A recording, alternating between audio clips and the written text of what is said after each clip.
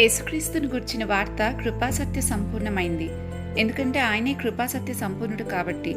కృపని వివరిస్తూ సత్యాన్ని వదిలేయకూడదు, లేకపోతే కేవలం సత్యాన్ని చెప్పి కృపని గురించి తక్కువ చేయకూడదు. రెండింటినీ సంపూర్ణంగా వివరించిన ఉపదేశమే నిర్దోషమైన ఉపదేశం. అది హృదయాన్ని సంతోషపరుస్తుంది. ముందు పొడవబడ్డ తర్వాత ఎంతో సంతోషాన్నిస్తుంది.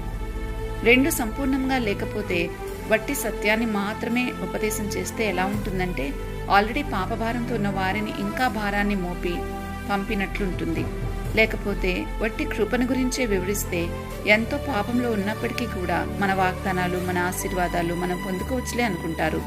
ఇలా కాకుండా మన సమస్య ఏంటో గుర్తించి పరిష్కారం ఏంటో సూచించి పంపిన ఉపదేశంలో క్రీస్తును కృపా సత్య సంపూర్ణుడిగా చూపిస్తుంది. అలాంటి ఉపదేశము నిర్దోషంగా ఉండి ప్రజలకు దేవుని రాజ్యాన్ని పరిచయం చేస్తుంది.